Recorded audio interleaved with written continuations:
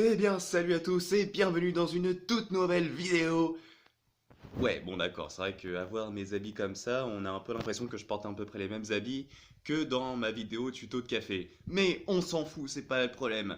Aujourd'hui, on va critiquer un film que personnellement j'ai adoré, Swiss Army Man, dont les acteurs principaux ne sont d'autres que Paul Dano, ici écrit, et Daniel Radcliffe.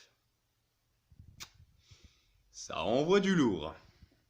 Bon, mais qu'est-ce que c'est que ce film? Eh bien, je vais vous dire ça tout de suite. Swiss Army Man est un film parlant d'un homme du nom de Hank qui est seul perdu sur une île déserte et qui tente de se suicider. Cependant, durant son essai suicidaire, il voit au loin ce qui semble être un cadavre. Du coup, il rate son suicide et accourt vers le cadavre pour voir si celui-ci est en vie, mais il n'entend que des flatulences provenant de ce même cadavre. Il va donc retenter son suicide, mais le cadavre continue toujours ses flatulences au point même que le corps bouge tout seul. Du coup, Hank met fin une fois de plus à son suicide et utilise le cadavre comme bateau à moteur grâce aux flatulences. Puis il atterrit sur une autre île, il porte donc le cadavre sur son dos, le cadavre continuant toujours de flatuler, et ils arrivent donc dans une forêt où ils découvrent quelques déchets et où ils se reposent. Mais durant la nuit où la pluie est tombée, le cadavre avale quelques gouttes d'eau, et le lendemain, Hank se fait asperger d'eau par le cadavre qui crache l'eau par la bouche. Hank s'en sert donc pour boire, puis il se rend compte que le cadavre émet des sons. Hank tente de le faire parler vraiment, puis il dit qu'il s'appelle Hank, et le cadavre lui répond « Enchanté Hank ». Sachant que si le cadavre s'appelle, si je ne m'abuse, il s'appelle Manny le cadavre, oui. Donc le cadavre s'appelle Manny. Durant tout le film, on se rend compte donc qu'en fait le cadavre est en quelque sorte vivant, mais ne peut pas bouger. Il peut être utilisé comme objet à tout faire, genre arme de tir, fontaine, bateau, etc. etc. Et donc en gros, la mission de Hank, c'est de retrouver la ville. Ou plutôt sa femme. Enfin, ce qu'il croit être sa femme. Ouais, l'histoire c'est un peu compliqué, bref. Du coup, vous vous demandez sûrement ce que je fais avec cette tenue.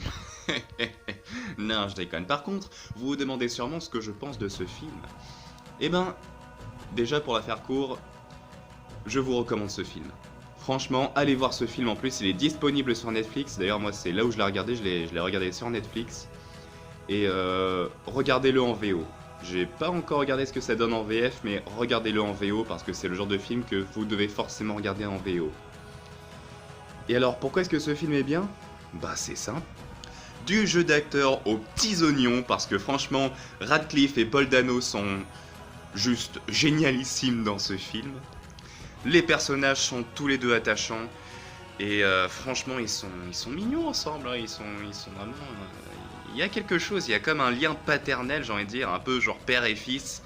Et il y a aussi le côté, je sais pas si vous connaissez Jeff Panaclock, Jeff et Jean-Marc, mais c'est un peu ce côté-là aussi, donc c'est plutôt drôle. L'humour, l'humour, il faut dire que c'est de l'humour un peu gamin sur les bords, c'est sûr, hein, je veux dire, un corps qui flatule, qui asperge de l'eau comme une fontaine, machin.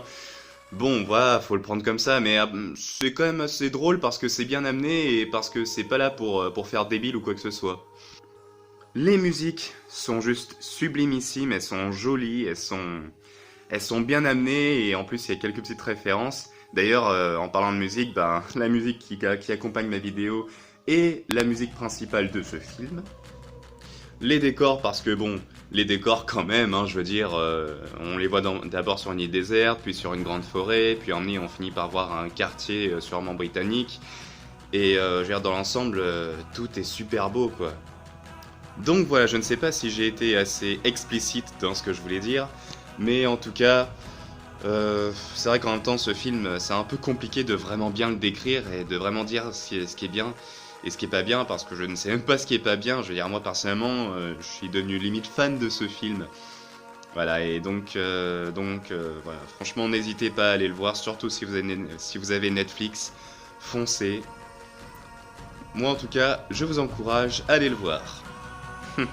Sur ce, salut à tous et à prochaine fois, à la prochaine fois, je recommence ma phrase, pour une prochaine vidéo. Bye.